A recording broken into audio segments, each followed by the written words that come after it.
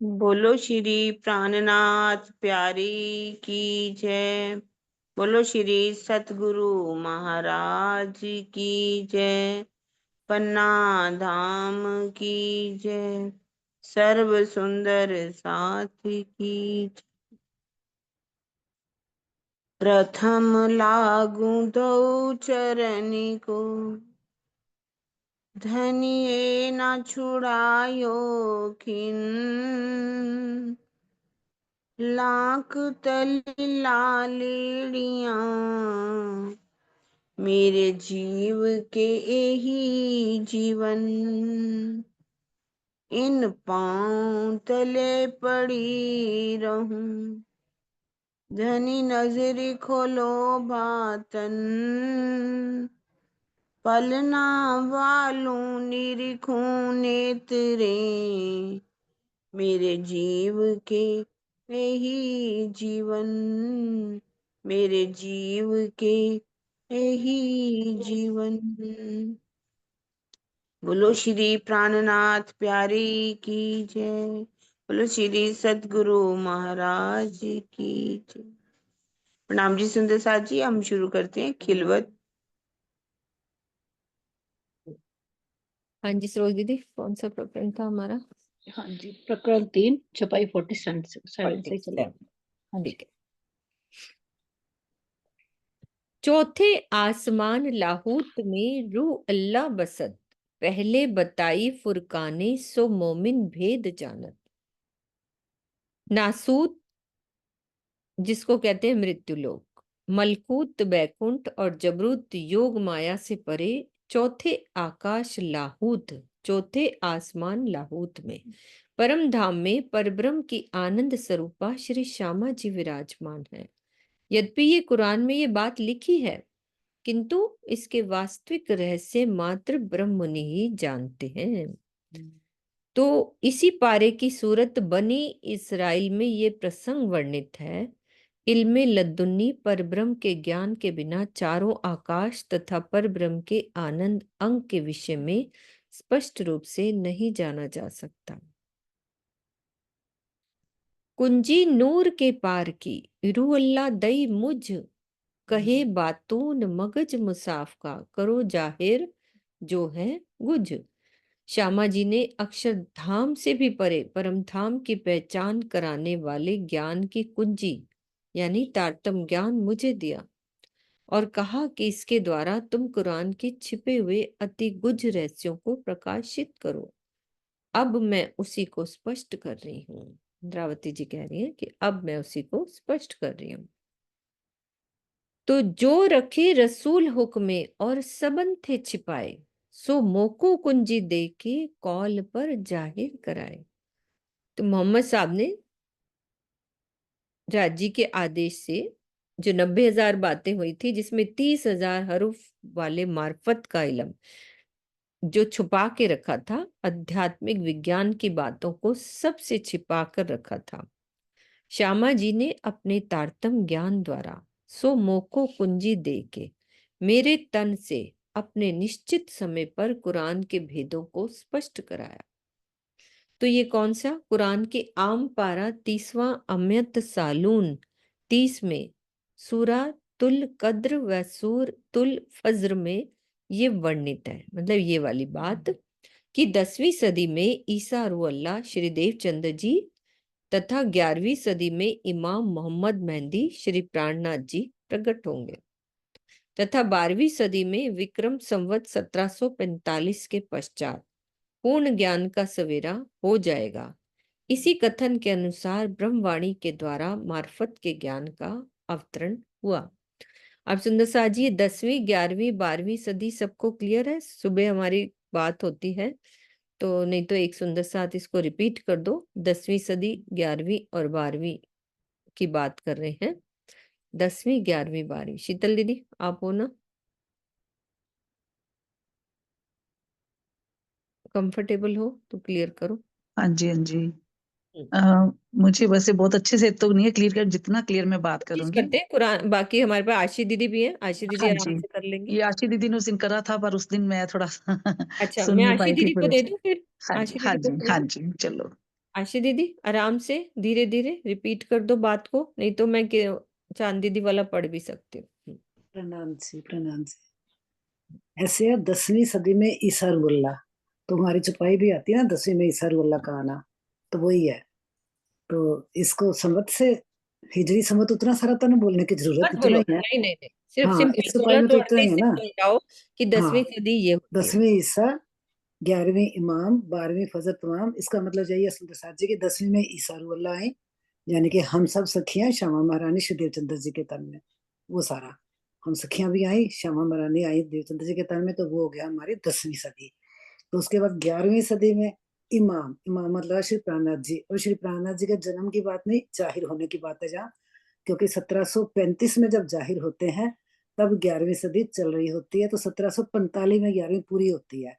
तो जब चल रहा है पीरियड वो सारा कौन सा है, 11वीं का ही। 1745 में 11वीं पूरी हो जाती है, तो उसके बाद कौन सी सदी आ जाती है, 12वीं। बस इतना ही हमें ध्यान रखना है कि जब जाहिर हो जाता है 1745 में, तभी इमाम मेहंदी जाहिर हो गए ना, तो 11वीं में हो गए, तो 11वीं इमाम आए भी 11वीं में, जाहिर भी 11वीं में, तो सब वो सारा पीरियड 11वीं का ही है। तो 1745 के बाद जो है वो 12वीं है, इसलिए इस भावार्थ में यही लिखा हुआ है, इसको देख लेते हैं दोबारा। हाँ देती हूँ, मैं भावार्थ खोलती हूँ। तो 12वीं सदी में पूरा सब वाणी उतर गई थी ना, तो हाँ, बिल्कुल। तो फजर जो कह तमाम का रहे हैं ना, मतलब यहाँ पूर्ण लिखा है ज्ञान ना। का सवेरा हुआ, तो मतलब यहाँ तक पूरा वाणी उतर चुकी थी। हाँ जी, ये देखो, यहाँ से करो। 10वीं सदी में ईसा रुल्ला यानी कि श्री देवचंद्र जी, तथा 11वीं सदी में इमाम मोहम्मद मेहंदी यानी कि श्री प्राणनाथ जी प्रकट होंगे।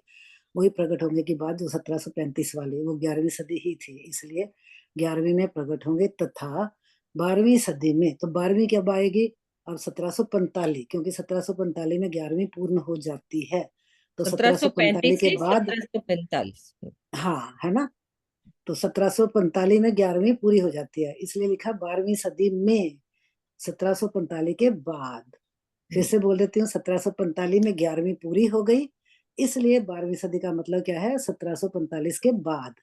तो 12वीं फजर का मतलब 12वीं सदी में पूर्ण ज्ञान का सवेरा हो जाएगा। तो हम जानते हैं 1745 के बाद पूरा हो गया, 1745 से पहले चल रहा था ज्ञान का अवतरण, तो 45 के बाद पूरा हो गया, क्योंकि स्वामी जी बताते हैं कि 45 और 48 के बीच में सिर्फ बाद में आके मार्फत 48 वाला मार्फत सागर उतरा, बाकी उन पूरा सागर खिल श्रृंगार परिक्रमा निज धर्म निज बुद्धि की जो जागृत वाणी है हमारी, वो वो उतर सारी चुकी। पूरी हो गई, है ना। तो पूर्ण ज्ञान का सवेरा हो गया। इस कथन के अनुसार ब्रह्मवाणी के द्वारा मार्फत के ज्ञान का अवतरण हुआ। मार्फत का ज्ञान वही जो परमधाम की वाणी है, और मार्फत सागर भी आ जाता है 48 में, 48 में मार्फत सागर आ जाता है, तो सारा आ गया ना, उसके बिल्कुल। बाद आ गया। हाँ जी सीमा दीदी। प्रणाम जी सुंदर जी। प्रणाम दीदी जी। एक बार मेरे प्रश्न का एक जवाब दे दो हाँ कि हाँ। हम कह रहे हैं ना 1745 में 12वीं सदी पूर्ण होती है कि 11वीं पूर्ण होती है, 11वीं 11वीं पूर्ण होती है ना। हाँ 1745 में 11वीं सदी, इट मीन्स 1635 में 10वीं सदी चल रही थी। ना ना जब 1735 नहीं नहीं नहीं, नहीं 10वीं दीदी, सदी कह रही है मेरा आशी दीदी, क्वेश्चन, सुनो। हाँ मेरे क्वेश्चन का है, जैसे अच्छा 100 साल है हाँ ना, ठीक है 1745 लिखा है, तो 1700 यानी 1645 में हमारी 10वीं सदी चल रही थी, यही हुआ ना, हाँ 1600। हाँ 1600। 10वीं, हाँ फिर से बोलो देखो 1600 1745 में हम क्या कह रहे हैं, 11वीं सदी पूर्ण हुई ठीक है 1745 में, है ना। सदी जी, होती है 100 साल की, तो ठीक है 1745 में 11वीं सदी पूर्ण हो रही है, तो 1645 में इट मीन्स हमारी वो चल रही है 10वीं सदी, है ना। तो 1638 में हुआ हाँ उससे देवचंद्र जी पहले का आया जन्म, ना, हाँ आपने उससे पहले, 45 बोला वो ना, 10वीं 45 सदी से हो पहले गई। आया ना 38, फिर 10वीं चल रही थी, हो गया 10वीं हो हाँ वो गई। 10वीं सदी चल रही थी, बस अब क्लियर हो गया। हाँ यानी 1638 में 10वीं सदी चल रही थी, जब हाँ देवचंद्र जी का जन्म हुआ, और श्यामा हाँ महारानी कह लो उनके अंदर आए, और सब हाँ सखियां आई।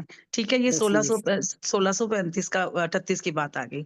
और 1735 में जब श्री प्राणनाथ जी जाहिर होते हैं, तब वो 11वीं सदी चल रही थी, यही बात है ना। बिल्कुल बिल्कुल बिल्कुल हाँ बिल्कुल 10 साल बाद 11वीं पूरी हो गई। हाँ 10 साल बाद वो पूर्ण होगी, यानी 90वां हाँ साल चलो चल रहा था, ये कह सकते हैं हम। बिल्कुल ना? ठीक है, बिल्कुल है आपको ना? याद ही आ गया, ठीक है। 1735 में श्री प्राणनाथ जी जब जाहिर होते हैं, तब हमारी वो 11वीं सदी चल रही थी, जिसका 90वां साल था, और 10 साल बाद यानी वो पूरी हो गई, वो 1745 आ गई। 45 में। उसके बाद मार्फत ज्ञान होता है, बस यही। ठीक है, अब क्लियर हो बिल्कुल गया मुझे बिल्कुल, भी। Perfect perfect. हाँ, हाँ जी। इसके नोट्स भी प्रणाम। है सुंदर सा जी, मैं डाल दूंगी। चांद दीदी ने नोट्स अच्छे से बना के दिए हैं। सीमा दीदी आप कुछ बोल रहे थे? प्रेम प्रणाम जी, बिल्कुल उन्होंने सब कुछ बोल ही दिया। बस यही है कि वो प्रकट हुए, पहले रुअल्ला प्रकट हुई, यानी कि श्यामा जी के तन से परम धाम का ज्ञान उतरना शुरू हो गया, तो वो उजाला होना, जैसे कहते हैं ना, वो उजाला होना शुरू हुआ। और जब प्राणा जी प्रकट हुए तो वो उजाला पूरा का पूरा फैल गया, यानी कि सूर्य हो गया। और जब सूरज का तारतम का तारतम आ गया, यानी कि चारों किताबें, उनको मार्फत का ज्ञान कह सकते हैं हम। जो 4 किताबें उतरी तो वो कहते हैं फजर तमाम, मतलब तमाम। पूरा का पूरा उन्होंने पूरी तमाम हो गया। परम धाम जाहिर कर दिया।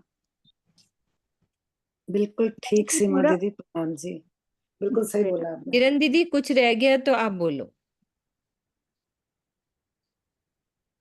सबने सही बोला? मैंने सुना नहीं, एक्चुअली बीच में फोन आ गया एक। कोई बात नहीं। वो मतलब कल हम सारा हिसाब किताब सुबह वाली क्लास में लगा रहे थे, नोट्स भी बना लिए थे, तो मैंने कहा चलो रिपीट हम्म। कर लेते हैं, बात आई है तो सब हाँ रिपीट। जी, हम 12वीं सदी का मतलब सारी वाणी का अवतरण हो जाना। हाँ। विजय प्रणाम जी दीदी। किरण दीदी।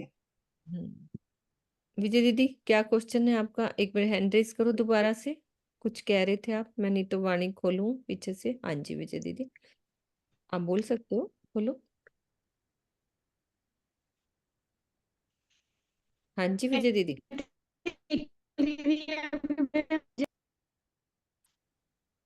आवाज कट रही दीदी है ना? दोबारा दीदी रिपीट कर दो। एक मिनट, दोबारा रिपीट करती। चांद दीदी, चांद दीदी आप आओ। चांद दीदी, या तो मैं नोट्स खोल लूं चांद दीदी के, एक बार पढ़ लेते हैं। बहुत अच्छा उन्होंने लिखा है, एक बार पढ़ लेते हैं। तो किरण दीदी हैं तो वो साथ में अपना सुन लेंगी, समझ लेंगे हमारे से जो भी है। मैं शेयर कर रही हूँ, ये मेरे को चांद दीदी ने भेजे थे, क्योंकि इसमें ये देखो। दीदी वो ठीक कर लिया था जो थोड़ी सी था हाँ जी, मिस्टेक? हाँ जी, ये दोबारा बस आया। ठीक है, हाँ ठीक है। तो इसमें हमें हिजरी सन भी लिखा हुआ है, विक्रम संवत भी, और ईसवी सन और सदी लिखा हुआ है। मतलब हमें सिर्फ मतलब जिससे है 1635 से, और इस हिसाब से समझ लेंगे तो इजी रहेगा। उन्होंने लिखा हुआ है हिजरी सन 990 और 1090। जैसे 990 होगा तो विक्रम संवत हमारा कौन सा चल रहा होता है? 1635। जब हिजरी सन 990 लिखा होता है ना कुरान के हिसाब से, वहां हिजरी सन के हिसाब से होता है ना, तो 990, और विक्रम संवत 1635, और ईसवी सन होता है ना, ईसवी जो हम बोलते हैं वो 1579। तो वो सदी होती है 10वीं सदी चल रही थी। तो 10वीं सदी हमारी धनीदेव चंद्र जी का जो जन्म है वो 1638 होता है ना, तो उसमें कह देते हैं 10वीं ईसा। तो वो जहां मेरी गलती हो मुझे बता देना। 10वीं ईसा। अब कह रहे हैं 11वीं, क्योंकि 1090 हो गया ना, तो ये 1000 से ज्यादा है ना, और 11वीं हो गई ना दीदी, तो उसमें 1735 का वो सन होता है। 1635 से 1735, 100 साल का वो होता है ना, तो वो सदी होती है। सही है ना सदी। तो वो 11वीं सदी होती है। 1735 में श्री प्राणनाथ जी कुंभ के मेले में जाहिर हुए, तो वो 11वीं सदी। ठीक है। अब कह रहे हैं कि 1190 हिजरी सन और विक्रम संवत 1835, 1735 से 1835 यानी, और ये 12वीं सदी। तो 1835 का कहाँ हिसाब बनता है? मतलब चांद दीदी। दीदी हमारे यहाँ पे लीला तो 1751 में ही खत्म हो जाती है ना, हाँ हाँ, तो बस वो वो साल सदी तो वही बताए चल हैं। रही है ना। हाँ हाँ, वो सदी चल तो रही थी 11वीं चल। 12वीं सदी। तो हमारे तो 1751 तक श्री जी ध्यान में चले गए थे, है ना? तो तो पर बाकी के समय वो छत्रसाल जी के अंदर भी तो वही लीला। 70 साल जी का भी समय आएगा। हम्म। हाँ, वो 100 साल आगे की भी तो गिने गए कि नहीं? श्यामा जी के स्वामित्व के वो पूरे पूरे साल काउंट होंगे उसमें। हाँ। देखिए 2 तनों में जाहिर, बल्कि तीसरा भी तन उन्होंने। हम्म। वो चांदी 100 साल की की आगे है, 100 साल आगे बताया गया आगे वो भी भी। काउंट करा था ना उसका भी। तो 12वीं सदी जो पूरी करी है ना तमाम, वो सारा कुछ उनकी भी है, छत्रसाल जी की भी 24 साल, और वो सब पूरा कंप्लीट लेके वो हुआ था। क्यों आशी दीदी, है ना? एक्चुअली क्या है, ये सिर्फ सदियां समझाने के लिए है, ये बाकी जो सदियां बातें हैं समझाई है, आगे आएंगी, आगे अभी आएंगी। करते हैं अपन। ये सिर्फ तो सदियां समझाई गई हैं।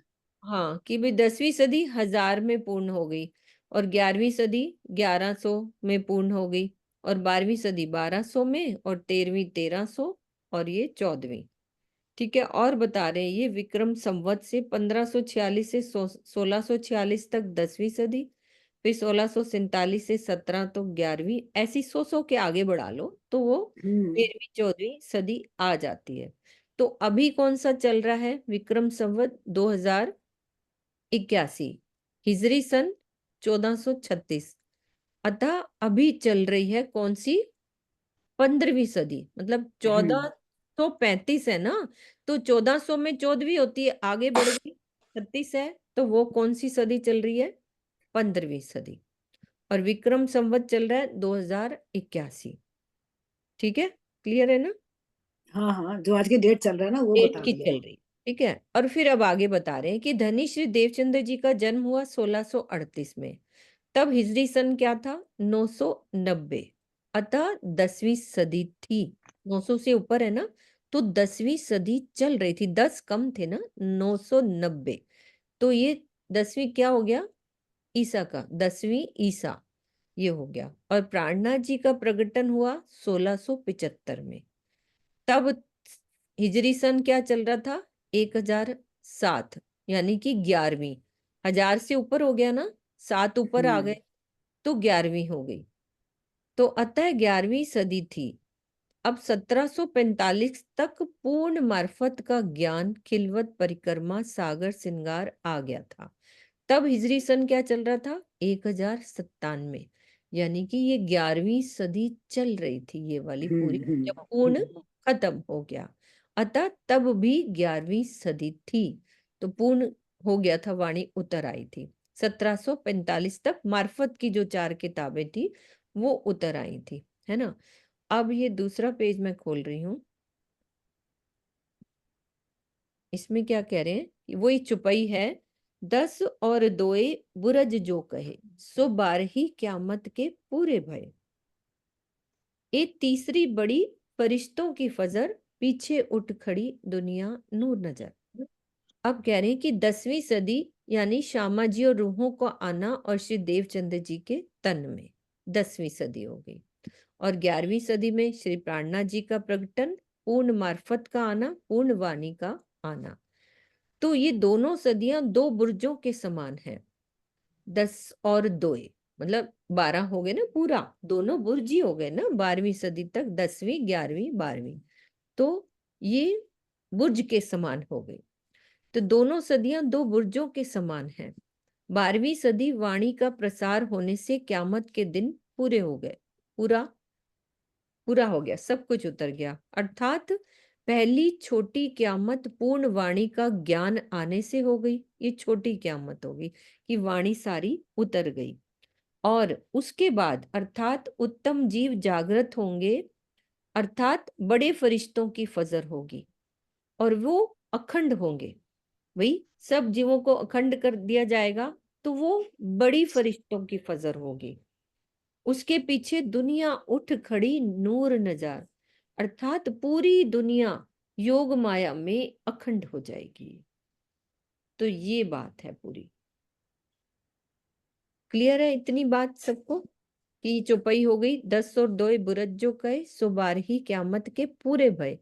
एक तीसरी बड़ी फरिश्तों की फजर, पीछे उठ खड़ी दुनिया नूर नजर। छोटी क्यामत और बड़ी क्यामत दोनों क्लियर हो गए। अब आगे और क्या समझा रहे हैं कि 1000 महीने से 72 रात।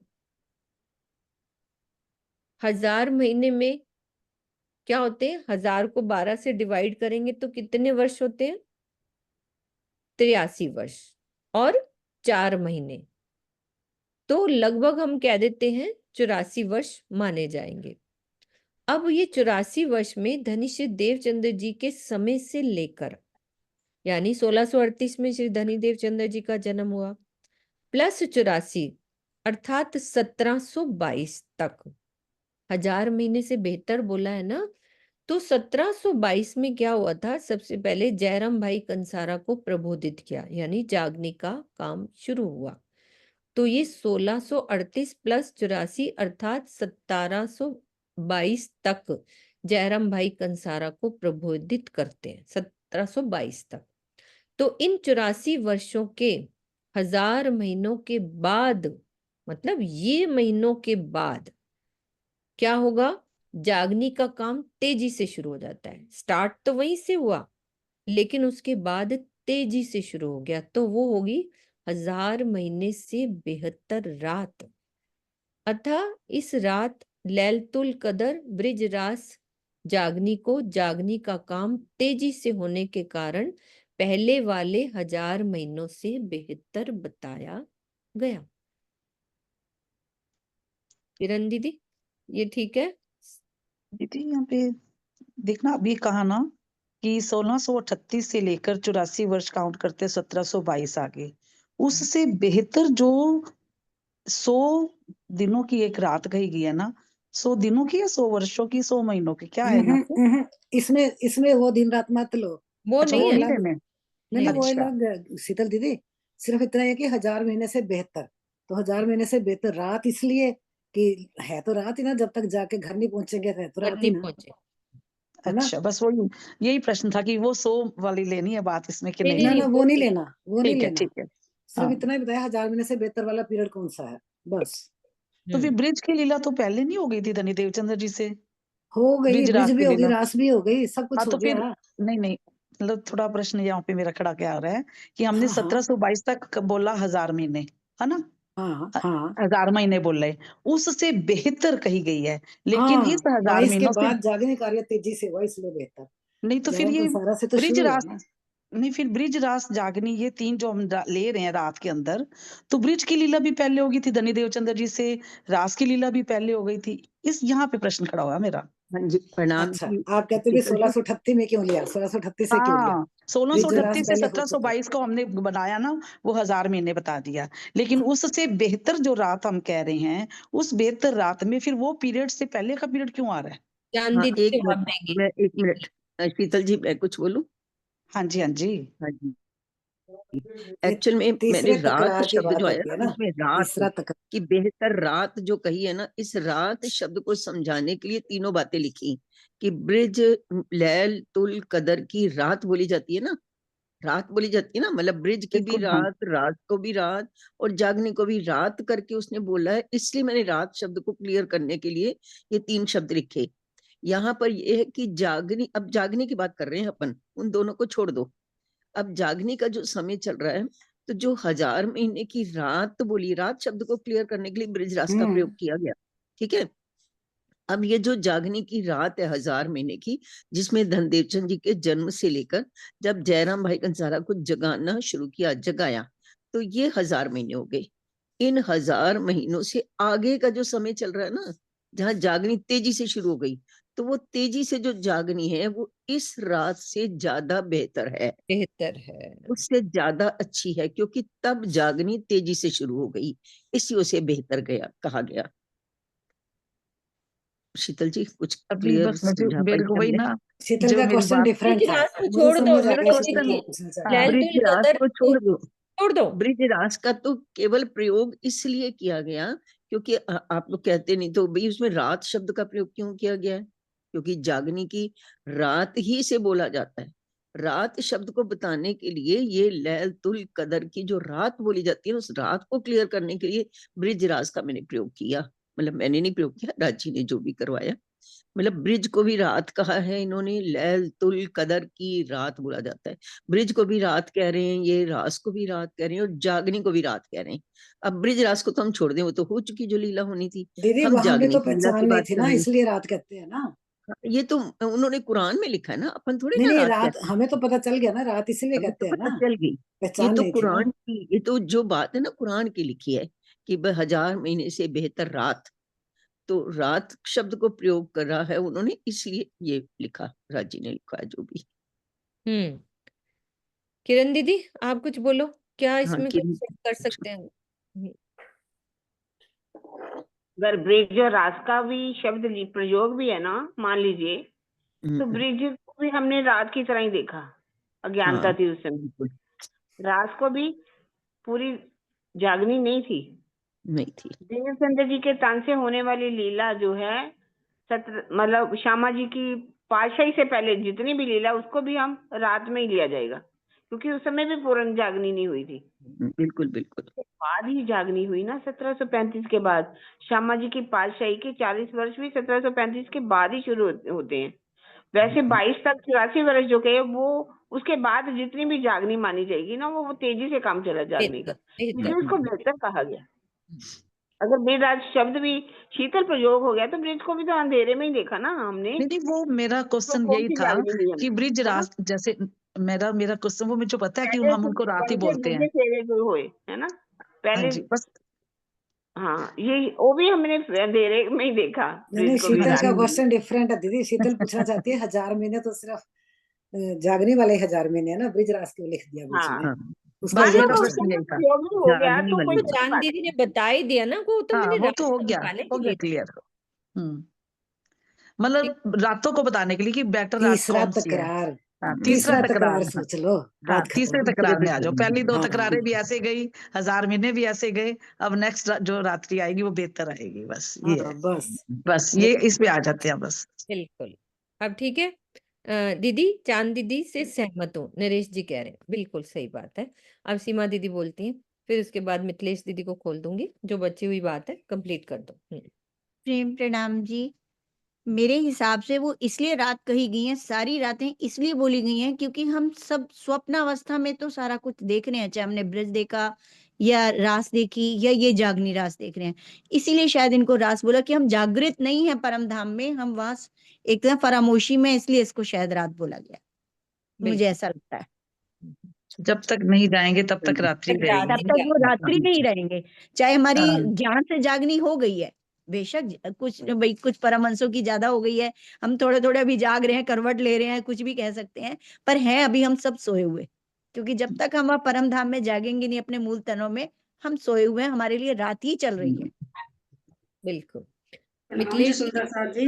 हाँ जी, प्रणाम जी सुंदर साथ जी।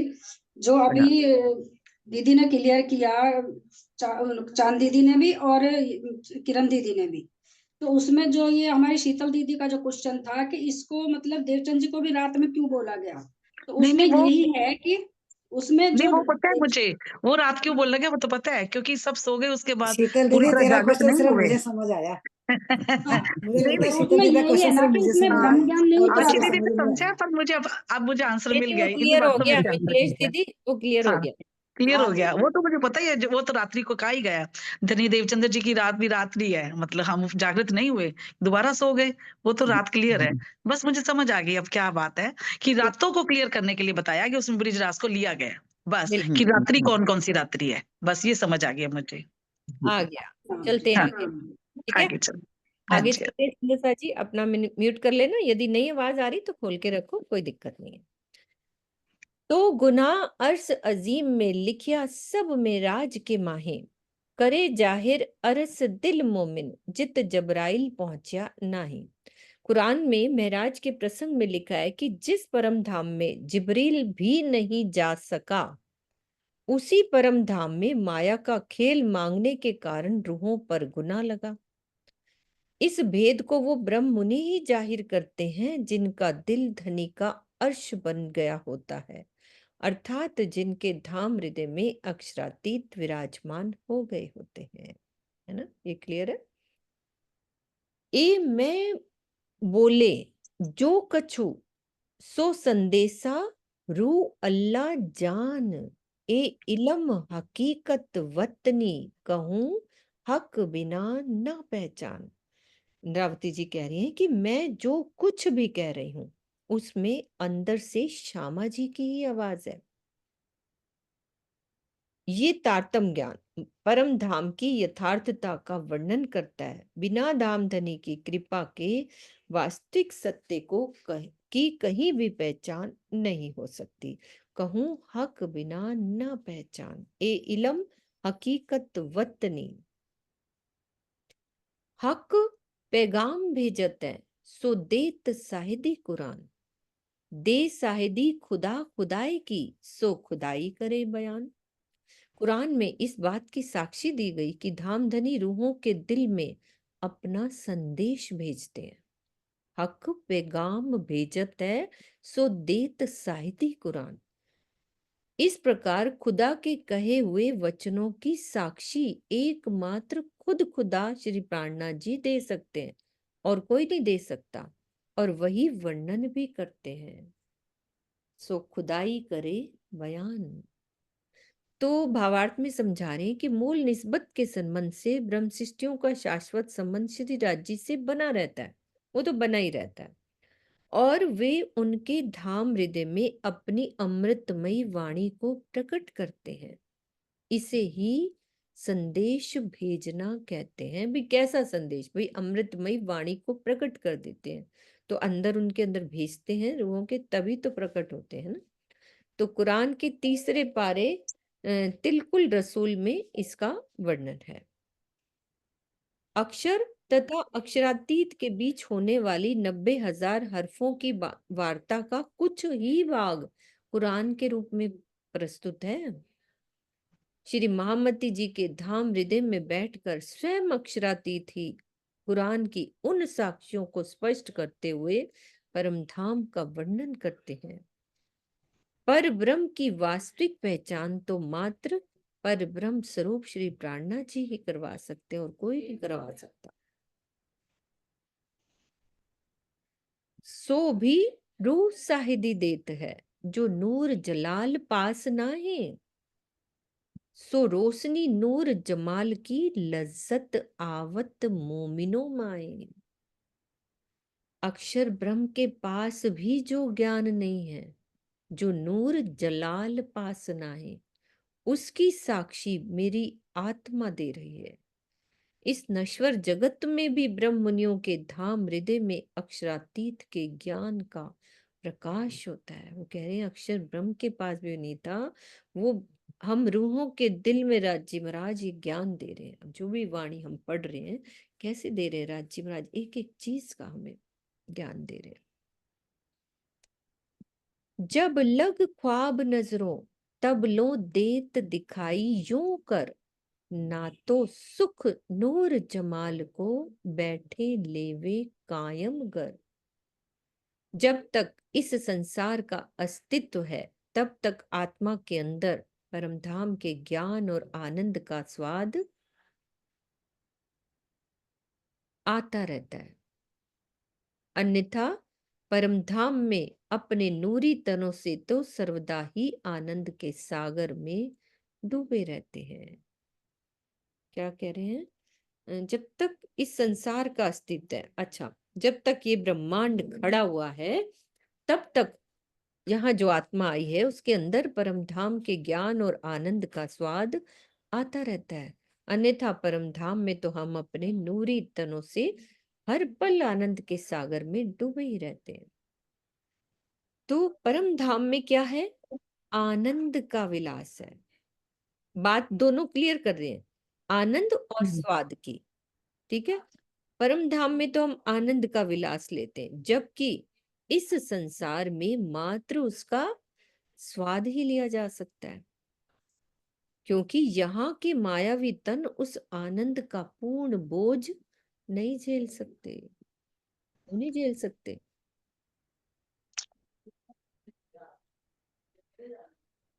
इल्हाम आवत पर्दे से सो नाही 14 तबक। सो मोमिन इन ख्वाब में लेत सुख बेशक। बड़ी प्यारी बात लग रही है कि धनी के दिल रूपी पर्दे से रूहों के अंदर संदेश आता है। दिल रूपी पर्दे से, और वो दिल रूपी पर्दा 14 लोकों के इस संसार में नहीं है, है ना। ब्रह्म सृष्टियां इस नश्वर संसार में भी बेशक होकर धनी के संदेशों के सुख को प्राप्त करती हैं। मतलब कहाँ से आ रहा है? इल्हाम आवत पर्दे से। यानी इस ब्रह्मांड में जो आनंद मिलता है वो पर्दे के द्वारा होकर आता है, और वहां पर हम, वो पर्दा रूपी दिल है ना, और वहां पर हम उस दिल में ही डुबकियां लगा के बैठे हुए हैं, उसके अंदर ही लिपटे हुए हैं। वो विलास है, यहाँ पे मात्र स्वाद है। बस यही क्लियर करना है ना। पर्दे से आ रहा है ना। और बता रहे कि मूल मिलावे में धामधनी अपने दिल रूपी पर्दे पर ब्रह्म सृष्टियों को माया का खेल दिखा रहे हैं। ये तो सबको बात क्लियर है। अब इस नश्वर जगत में क्या है? हमारे स्वप्न के तन है, जिनसे आत्माएं इस खेल में मग्न है। श्री राज जी के दिल की बातें इस खेल में मोमिनों के दिल में आती हैं। उनके दिल की बातें, कितना दिल हमारा, कितनी जुड़ी हुई है, इसको क्या बोलते हैं? टेलीपैथी, है ना? जो उनके दिल में आता है हमारे दिल में भी कैसे आता है? लोग कह रहे हैं उनके दिल की बातें इस खेल में मोमिनों के दिल में आती हैं, क्योंकि अब वो कारण बता रहे। चौपाई क्या है? सिफत ऐसी कही मोमिन की, इतनी सिफत है मोमिनों की, जाके अक्स का दिल अर्स। अक्स क्या हुआ? आत्म ही हो गया ना यहाँ पे। अक्स यानी ये जो मेरा दिख रहा है ये अक्स, उसका दिल राजी ने अर्ज कर लिया। राजी आके बैठ गए हमारे दिल में। फिर कह रहे हक सुपने में भी संग गए, कि राजी महाराज सुपन के, सुपना ही है ना ये ब्रह्मांड, उसमें भी हमारे दिल में आके बैठ गए। इन विध रूहें अरस परस, कि ऐसे राज्य महाराज से हम कैसे अरस परस हो गए, एक दिल हो गए, हमारे दिल में आके बैठ गए, तो हम राज्य से अरस परस हो गए। यही है ना इसका मीनिंग।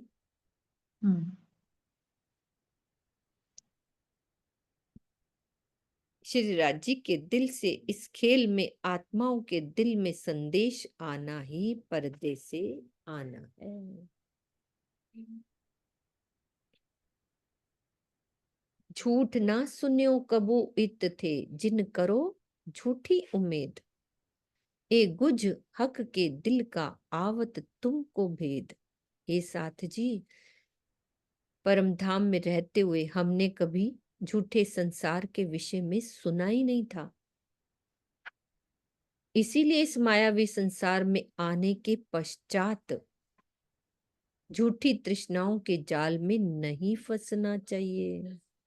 ये कारण अच्छा बताया कि हमने कभी सुना ही नहीं था, और हमें वो कह रहे हैं कि तुमने सुना ही नहीं था, तो यह झूठी तृष्णाओं के जाल में फंसना नहीं चाहिए।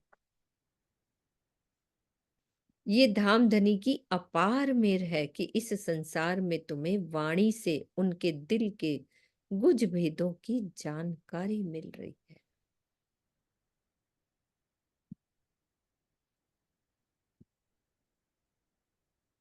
इश्क रबत के प्रसंग में माया का खेल देखने की इच्छा से पहले ब्रह्म सृष्टियों को इस संसार के बारे में कोई जानकारी नहीं थी। तो इस चौपाई के पहले चरण में कथित झूठ ना सुनियो कबू का यही भाव है कि पहले तो पता ही नहीं था ना कि ये खेल भी होता होगा, ये यहाँ दुनिया बनती होगी, ऐसा कुछ पता ही नहीं था। आवत संदेशे पर्दे से बीच गिरो मोमिन, क्यों ना विचारो अकल सो, क्यों ना विचारो अकल सो, कर पाक दिल रोशन। प्रीतम के दिल रूपी पर्दे से ज्ञान की अमृत धारा ब्रह्म सृष्टियों के धाम हृदय में प्रवाहित होती। शब्द देखो कितने प्यारे, कि ज्ञान की अमृत धारा ब्रह्म सृष्टियों के धाम हृदय में प्रवाहित होती है। तो कह रहे हैं हे सुंदर साथ जी, इस बात का अपनी बुद्धि से विचार करके अपने हृदय को पवित्र क्यों नहीं करते हो?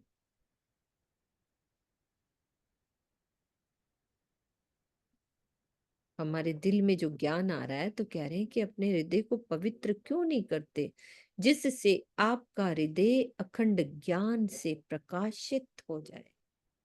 पवित्र हो जाएगा तो हमारा हृदय अखंड ज्ञान से प्रकाशित हो जाए।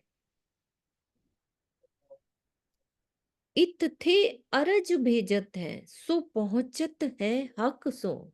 जब दिल निर्मल हो जाएगा तो क्या होगा? इत थे अरज भेजत है सो पहुंचत है हक को। जो असल अक्ले विचारिए तो आवे दिल में। अपने दिल से जो भी प्रार्थना हम करते हैं तो वो धाम धनी तक अवश्य पहुंचती है।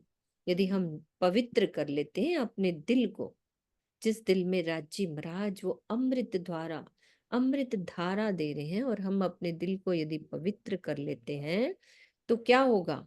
तो अपने दिल से जो भी प्रार्थना करेंगे वो धाम धनी तक अवश्य ही पहुंचेगी।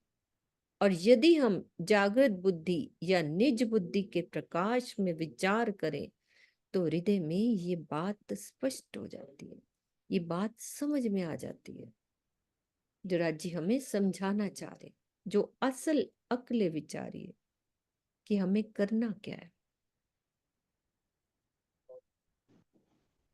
वही चुपाई आ गई। तहकीक अरज पहुंचत है जो भेजिए पाक दिल। ऐसी पहुंचाई हक ने दिल पहुंचे माहौल असल। यदि हम पवित्र हृदय से यदि पवित्र हृदय से प्रार्थना की जाती है तो वो निश्चित रूप से धनी तक पहुंचती है। तो धाम धनी ने हमें उस मंजिल पर पहुंचा दिया है या पहुंचा रहे हैं, है ना, कि अब दिल की उड़ान अखंड परम धाम तक होने लगी है, हो जाएगी, हो रही है ना। धीरे धीरे जैसे जैसे दिल निर्मल होता जा रहा है तो निश्चित रूप से हमारे दिल की जो प्रार्थना है वो धनी तक पहुंचेगी और हमें उस मंजिल पर राज्य जरूर पहुंचाएंगे, या जैसे जैसे हम पवित्र करते जाएंगे।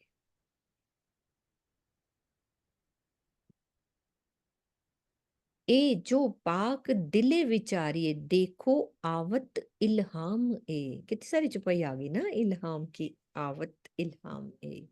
पर उपली नजरों ना देखिए, पर उपली नजरों ना देखिए, ए जो पहुंचत हकीकत जे।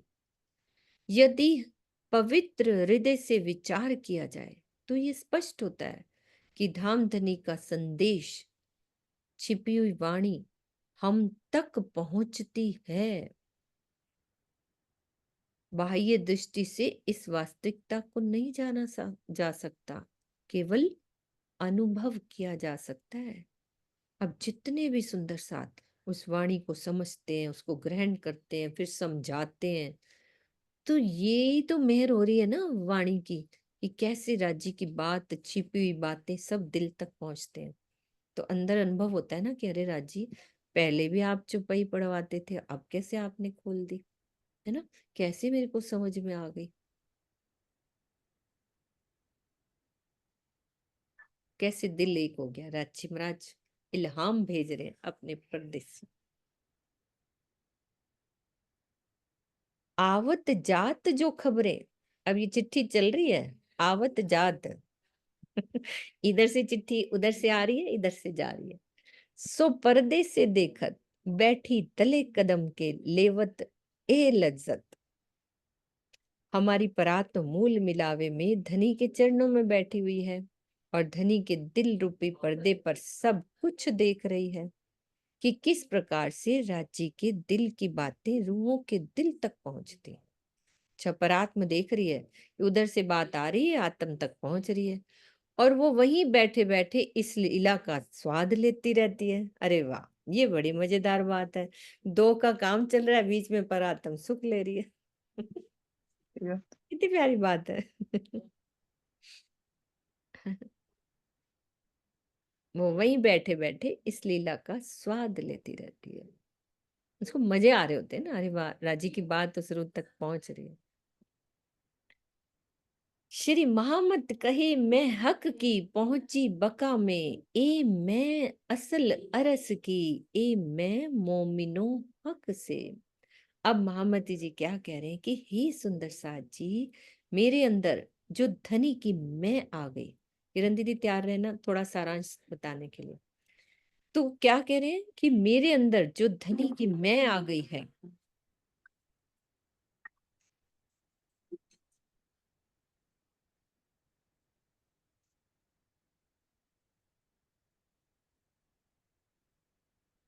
एक सेकेंड बस खोल रही हूँ। श्री मामती जी कहती हैं कि हे सुंदर साथ जी, मेरे अंदर जो धनी की मैं आ गई है वो अपने मूल घर परम धाम तक पहुंच गई है। ब्रह्मशिष्टियों की ये मैं धाम धनी की है तथा इनका मूल ठिकाना भी परम धाम ही है। जब लौकिक भावों को पूर्णतया परित्याग हो जाता है तथा आत्मा अपनी परात्म का श्रृंगार सजकर अपने आत्मिक स्वरूप में स्थित हो जाती है तो उसे ही हक की मैं लेना कहा जाता है। इस अवस्था में परमधाम और अक्षरातीत के अतिरिक्त अन्य कुछ सूझता ही नहीं है। सिर्फ यही बातें अच्छी लगती हैं, राज्य की बात ही अच्छी लगती है।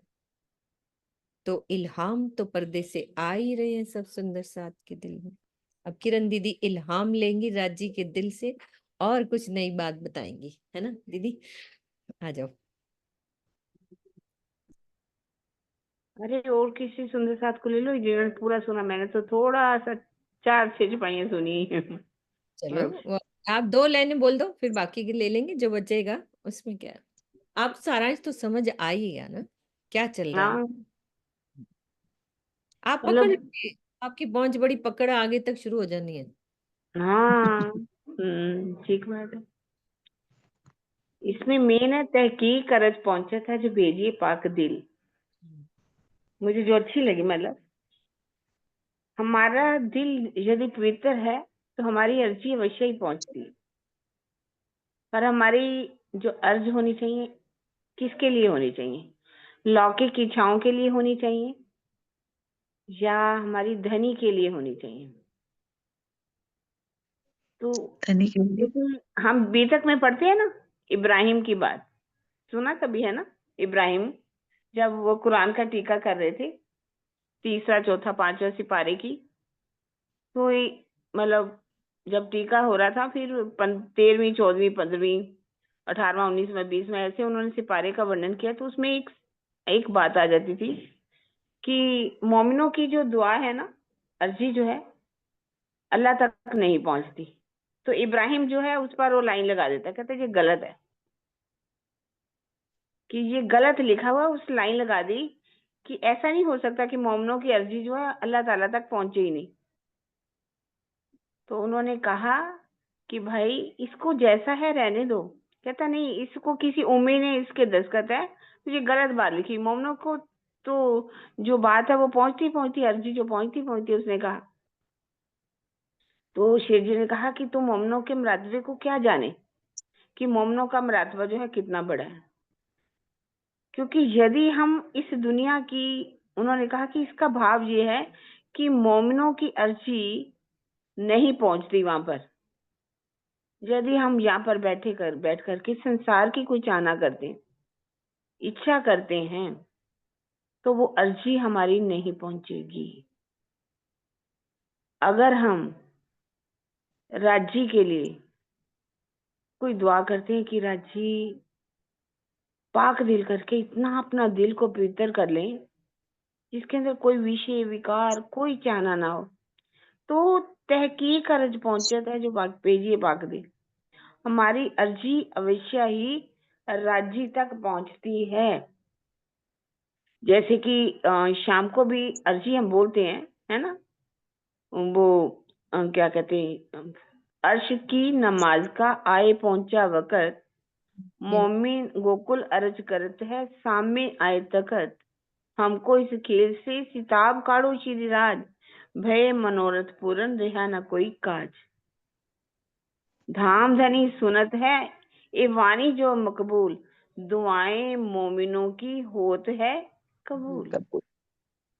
मोमिनों की अर्जी राज्य तक पहुंचती है, क्योंकि राज्य कहाँ है? राज्य यदि हमारे दिल में है, दिल में अर्श कर लिया, तो राज्य के जो इल्हाम है हमारे तक पहुंचेंगे और हमारी जो अर्जी है वो राज्य तक अवश्य ही पहुंचेगी।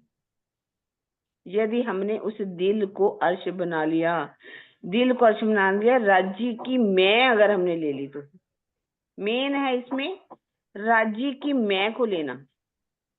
जब तक हमारे अंदर राज्य की मैं नहीं आती, तब तक हमारा कोई भी संदेश राज्य तक नहीं पहुंच सकता। इसलिए हमें काम क्या करना है, राज्य की महक को लेकर चलना है। हर पल राज्य की महक को लेकर चलना। जो भी कुछ हो रहा है, जो भी हमारे साथ है, वो राज्य ही कर रहे हैं। तो कहने का भाव ये है कि हमारी अर्जी अवश्य ही पहुंचेगी, धनी हमारी अर्जी को सुनेंगे। इसमें बहुत बात, क्योंकि मार्फत की वाणी उतरी 1745 तक, मार्फत का इलम आ गया, जो 1745 तक की 12वीं सदी फजर तमाम कहा ना, क्योंकि 1745 पहले जो है क्यामतनामा पहले उतर चुका था, जब चित्रकूट में थे। बड़ा क्यामतनामा, छोटा क्यामतनामा और मार्फत सागर की वाणी जो है पन्ना जी में आखिरत में उतरती है। तो यही कहा गया 12वीं सदी फजर तमाम, ये लिखा 20 सिपारे आम, 30वां सिपारा जाको नाम। तो मार्फत का जो इलम है वो ही हमें इश्क देगा। मार्फत देवे इश्क, मार्फत का इलम देवे इश्क, इश्के होवे दीदार, तो हमें राज्य का दीदार होगा। इश्के मिले हक सो, इश्के खुले पट द्वार। इश्क से हमें धनी से मिल सकते हैं, और इश्क से ही, प्रेम से ही, धनी की मैं से ही हमारे अंदर का पर्दा हट जाएगा। जैसे ही हमारे अंदर का माया का पर्दा हटा और राज्य हमारे दिल में है, हमारी अर्जी पहुंचेगी राज्य तक। तो बात क्या कि हमें राज्य की मैं को लेना। मैंने इतना ही बोली। प्रणाम जी सुंदर साथ। प्रणाम जी सुंदर साथ जी। रात को 9:30 से 10 इसी आईडी पे अभी चौपाई दोहराते हैं। रात को श्रृंगार चितवन में डूबेंगे सुंदर साथ। राज्य की एक श्यामा जी का श्रृंगार चल रहा है। चौपाई दोहराते हैं। श्री महामट कहे मैं हक की पहुंची बका में, ए मैं असल अरस की, ए मैं मोमिनो हक से, ए मैं मोमिनो हक से। बोलो श्री प्राणनाथ प्यारे की जय, सतगुरु महाराज की जय। जन्ना ने एक वो बनाया था, एक सेकंड में पहले रिकॉर्डिंग ऑफ कर दो।